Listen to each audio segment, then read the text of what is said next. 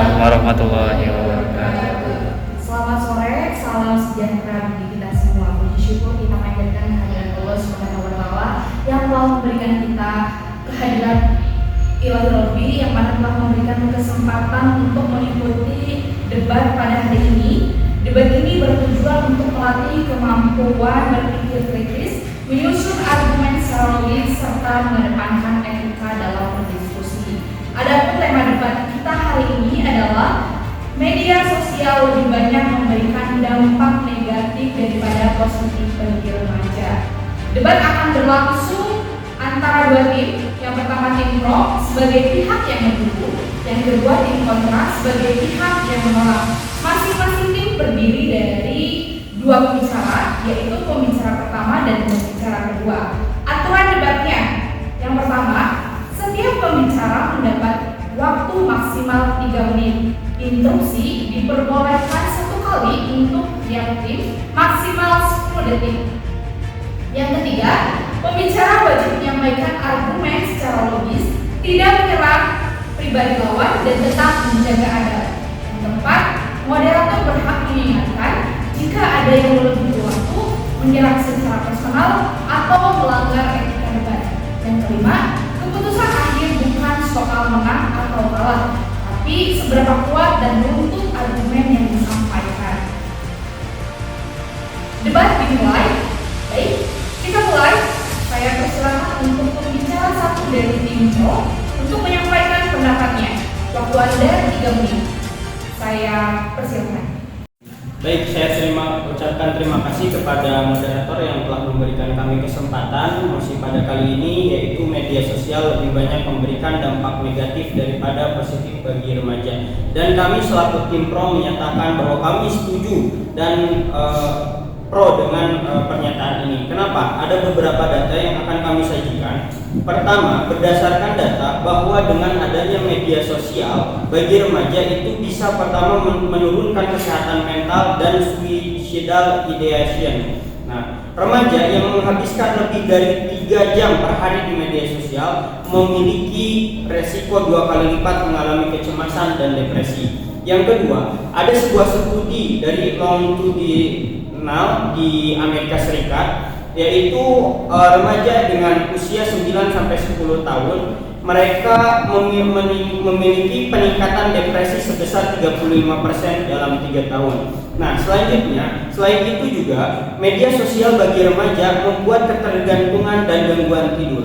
Nah, ada beberapa data yang saya sajikan di sini. Salah satunya adalah hampir separuh remaja menunjukkan tanda-tanda kecanduan ponsel, termasuk media sosial yang dikaitkan dengan gangguan tidur, sekolah, dan pengaruh mental.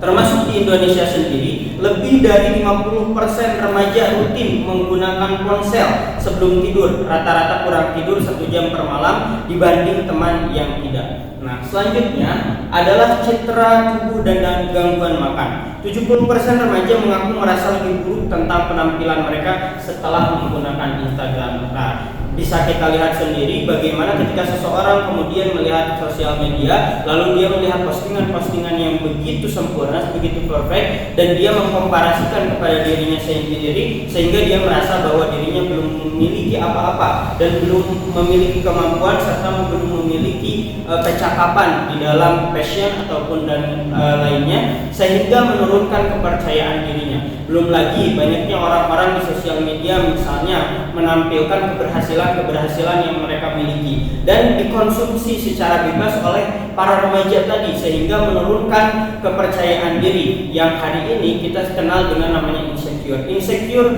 bisa terjadi bukan saja ketidakbisaan atau ketidakmampuan seorang remaja ketika dia mengelola dirinya, tetapi salah satu faktor yang menjadi pemicu utama adalah melihat konten sosial media, di mana dia melihat bahwa orang sudah mendapat pencapaian yang terbaik, sedangkan dia belum memiliki apa-apa, sehingga timbullah rasa percaya dirinya turun dan kemudian membandingkan dirinya dengan orang lain dan timbullah insecure. Jadi sekali lagi kami dari tim pro menyatakan bahwa kami setuju bahwa sosial media ini menurunkan memiliki dampak yang negatif dibanding dampak positif. Atau habis.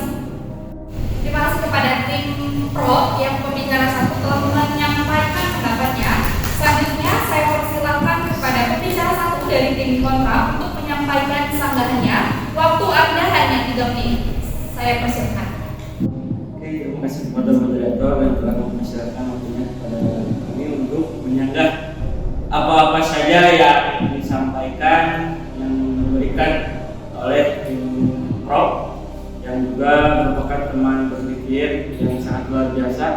Kami dari tim kontra menyatakan bahwa menolak mosi ini karena dari berbagai macam data yang ada bahwa media sosial juga memberikan dampak yang positif bagi remaja. Menurut Kepian Henlen mengatakan dalam penelitiannya bahwa media sosial itu mempermudah komunikasi dan koneksi sosial.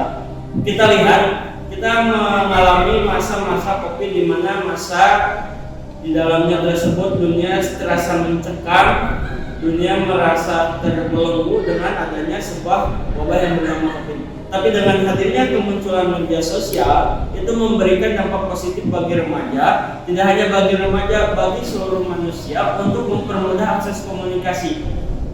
Tidak hanya akses komunikasi, tetapi juga akses informasi tentang mengetahui bagaimana COVID sekarang berkembang, tentang bagaimana ada berapa orang yang terkena dan bagaimana sih cara untuk sembuh dari COVID.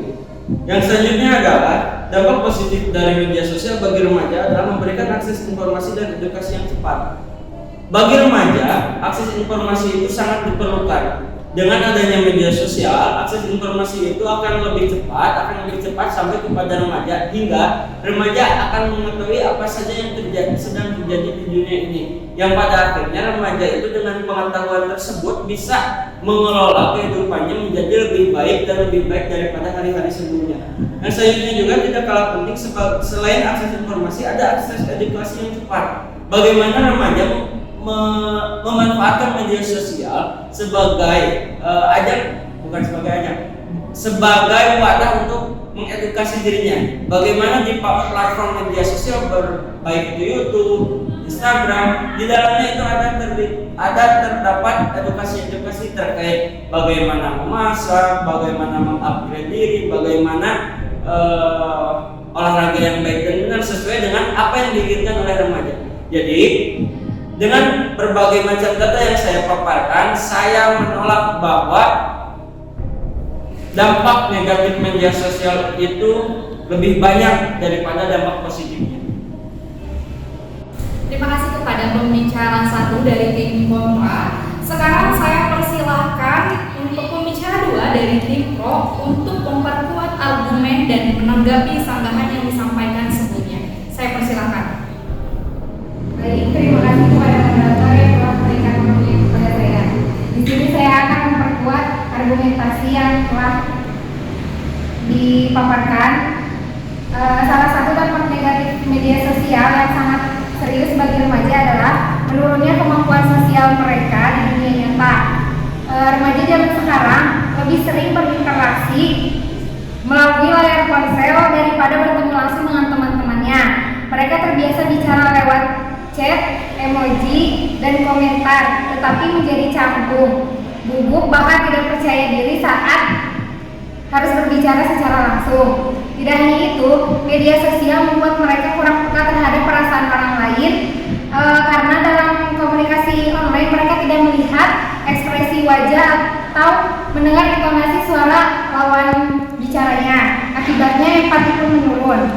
Ironisnya, meskipun mereka punya ribuan followers saat teman online, banyak dari mereka ini merasa kesepian, tidak punya tempat bercerita dan terisolasi secara emosional.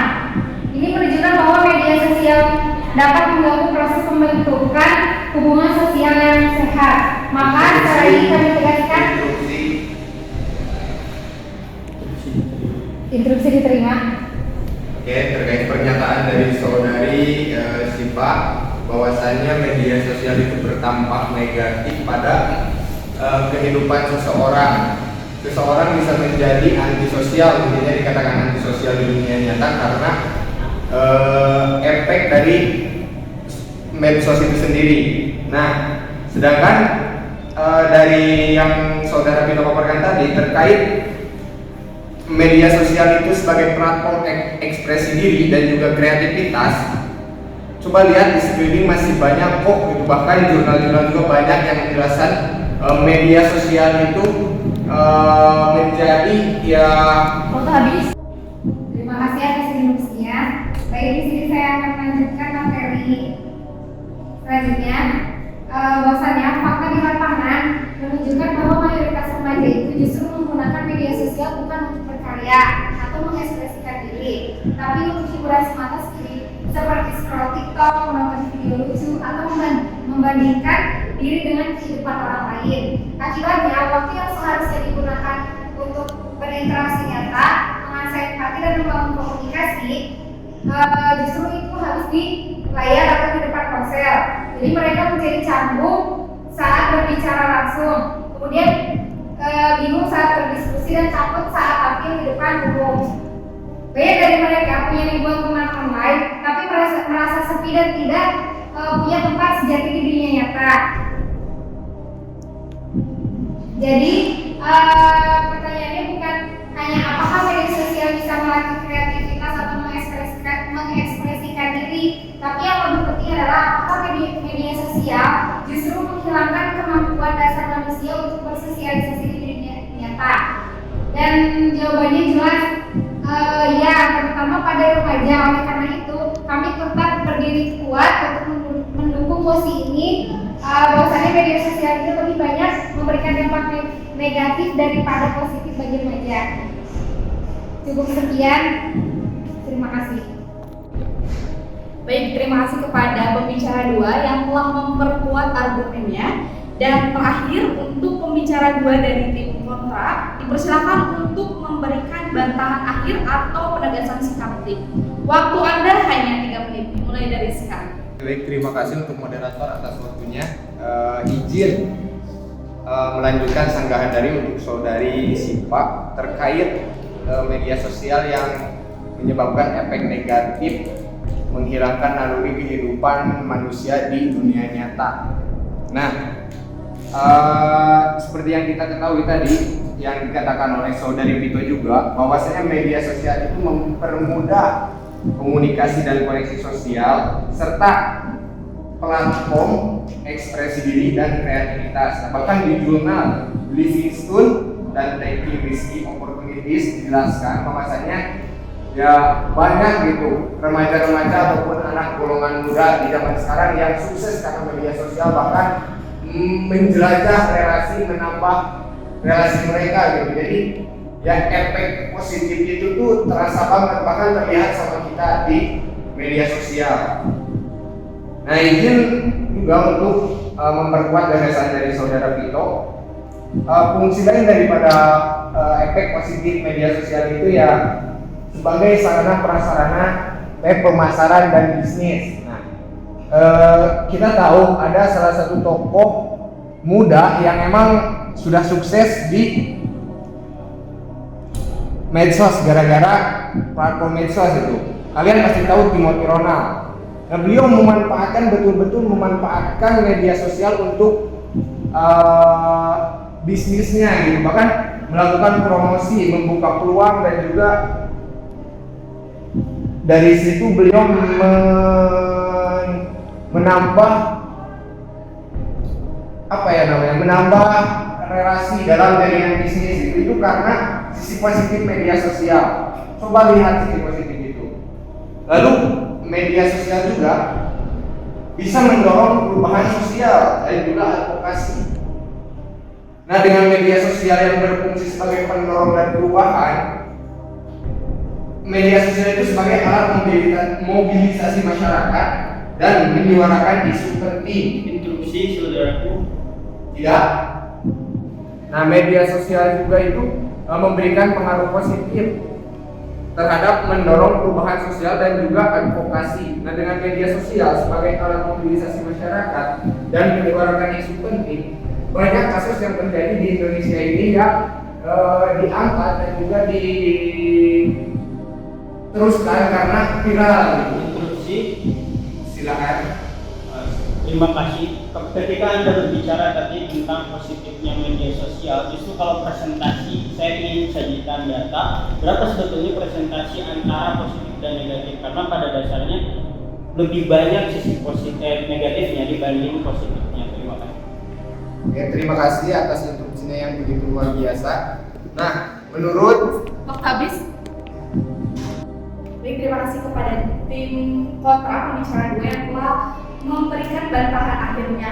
Untuk yang selanjutnya kita beri tepuk tangan dan juga apresiasi kepada tim pro dan juga kontra yang telah memberikan pendapat dan juga baik, untuk rangkaian yang terakhir saya ingin memberikan kepada tim kontra untuk menyampaikan closing statement-nya. Dipersilakan.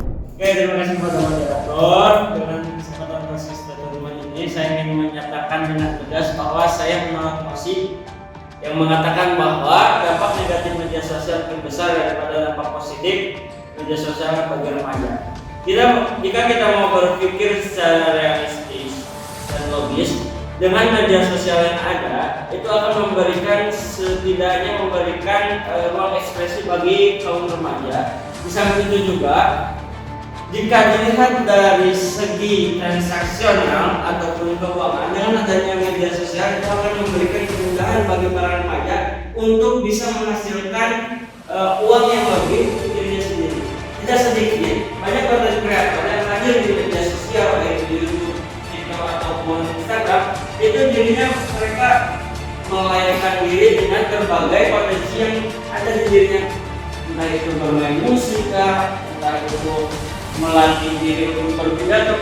Dengan adanya ruang ekspresi di media sosial itu juga akan memberikan banyak pengaruh bagi remaja tersebut untuk meningkatkan dirinya dan untuk terus mengupgrade dirinya sehingga ke titik puncak yang lebih baik dari remaja yang lain.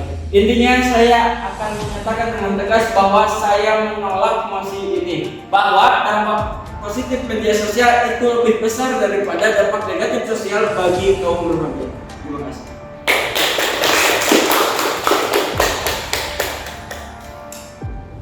Baik, terima kasih kepada tim kontra yang telah menyampaikan closing statement-nya. Untuk yang selanjutnya, penyampaian closing statement dari tim pro.